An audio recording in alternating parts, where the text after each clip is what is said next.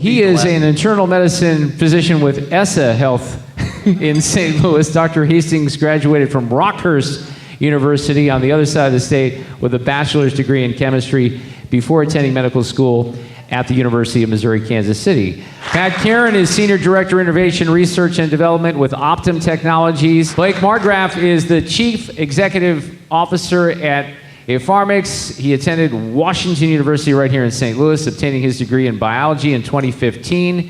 In May of 2015, his desire to work at the intersection of technology and medicine led him, with the assistance of a number of investors, to found Pharmix. And finally, Ed Strouth, he's the Director of Health and Wellbeing. He joined Barry Waymiller in January 2010. Three things that the AMA looks like for electronic tools, and this is just not me, it's all physicians, but does it enhance quality of care and patient safety?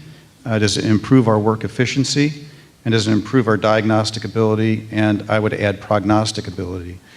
Patient safety is very important. That's why we did our Lean Six Sigma change.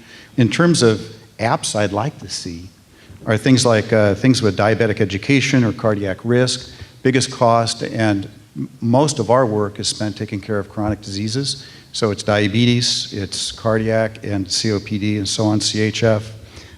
Lab explanations would be nice, automatically. Cancer prognosis and treatment. The WHO calculates that if we all exercised, achieved ideal body weight, didn't smoke, didn't drink alcohol to excess, we'd decrease heart attacks and strokes by 80%, decrease diabetes by 80%. That's 4 out of 5 gone. So these things really got to help us. But more importantly, we have to act on the information that we're given. You're going to hear a number of things around not only big data, but it's also around deep learning. It's also on aspects of synchronization and bringing that data together in multiple different aspects here. So it's not just about healthcare data, it's adding in social economic data, it's adding in things like Dartmouth Atlas and many other points to look at data points that may be impactful from a healthcare standpoint. So big data is a big component of how we look at this, and not only from a provider standpoint, where we can now inform ACOs is a great example of what Elliot had brought up earlier, of how we give them insights into managing their populations. What kind of data can we bring in front of them to help them understand who are the patients that are at risk using big data? How can we use this with evidence-based guidelines to help them understand those members that need some kind of action? What's the likelihood or the probability of them coming in for some kind of service in the next 3 months or 6 months? We can now start calculating that out using big data to help inform and get ahead of it instead of waiting for the condition or the issue to happen. The average American has 7 of these devices at their disposal. So if you think about it here, it's your smartphone. Believe it or not, your smartphone is a healthcare device. You have your Fitbits, you have your weight scales, you have your laptops where you can do video communications. So as you think about it here, about 7 on average. By 2020, the statistic is the average American will have 70 of these devices at their disposal. That's amazing. And if you look at the evolution of technology, I could see it happening as well. What we're seeing is the evolution of the connected home, the connected consumer, in multiple different areas. Your car, believe it or not, in the next many years is going to become a healthcare device. So I founded and run a company called Pharmix, the evidence-based digital health company. Our goal is really to serve the 20% of sickest, poorest, toughest, and most frustrating patients from the perspective of many folks in this audience. And we do that, and this is going to sound strange, by failing. And by failing intentionally and failing damn fast. And then, of course, eventually finding a way to succeed. You heard that we're now collaborating with 51 physicians across 10 universities. We have over 5,000 patient platform IRB, and really trying to emulate maybe one very good part of pharma, which is a very effective research and development pipeline that leads to value. Perhaps the most effective technology out there isn't going to be the most expensive. Maybe it ought not be the most expensive. Maybe it's technology that literally every single person in the United States has, either for him or herself, or at least through a concerned caregiver that's readily available. Can technology influence personal accountability? And definitely, I say yes. We've seen it in our data. We've seen it in a variety of different areas. And I would say technology, from my perspective, is not just the technical piece, but it's information delivered via those technical pieces, via text, via emails, all of those other things. So I kind of lump all that together. So we have a very varied strategy with regard to how we try to engage our associates in this whole area. We have a healthcare concierge service that provides a variety of services to them on how they can best use the benefits that they are afforded through the organization.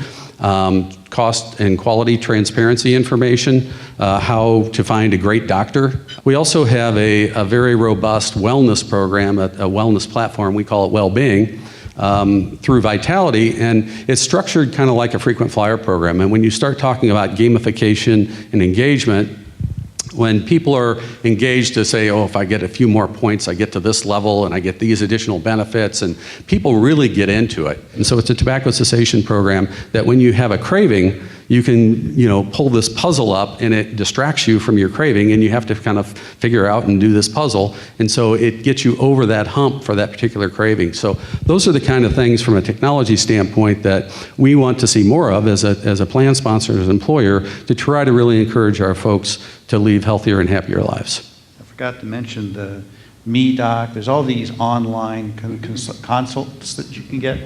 So for colds, flus, very routine things, people already have access to that, either with a live doctor or with a 5-minute consult. So it already does exist. It's just it's not known about or utilized very much. We know that there's a shortage of nurses. We know that there's a shortage of doctors out there today. Can we utilize these technologies to augment some of the needs in the care practices? So, for example, can we take Alexa to the next steps?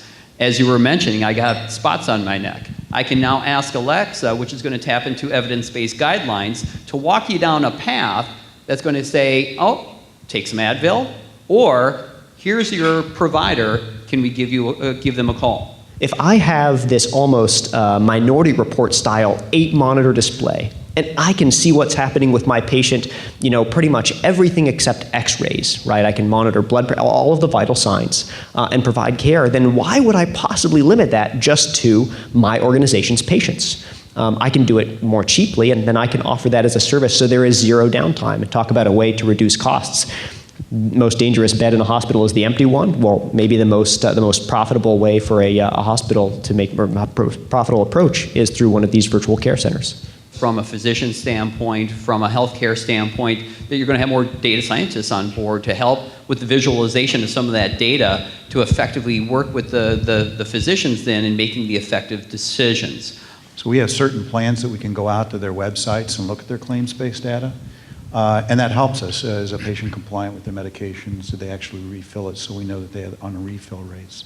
But that kind of data in our workflow is key, because if it's not in our workflow, it just stays in your mainframe and never gets acted on. From an employer's perspective, again, as the payer of the majority of the cost in the commercial space, we need to work together better on, as we develop technology, on how we take that and implement that and really engage our associates in that. It's great to have it in the office. It's great to have it, kind of in the back room. But we also, we have folks for 40 hours a week. You have them for 15, 20 minutes, as you see them. We have a great opportunity and a great responsibility and stewardship responsibility to help those folks and care for those folks as best we can and provide those resources. So what you guys can do to help us is give us something that can be easily scaled and distributed. It's about a combination of incentives and, crucially, long-term sustainable conditions that are put in place. And a way to hack that, and kind of using the technology jargon, is to take stuff that's already there, and that aligns really nicely, Ed, with the scalability. HIV patients struggle often with medication adherence. That struggle and the non-adherence increases exponentially as you move to the second, or to the bottom 40%, then bottom socioeconomic quintile. One of the main reasons that everybody drops off at the beginning of the month is lack of housing. So into our medication adherence protocols, we built something that was distinctly non-health, which is are you set for next month, in a word, right? Do you have housing lined up for next month? I think technology is going to be the enabler to help educate on where some of these local communities and organizations are to help individuals. We were just talking earlier. How about a round of applause for our panel?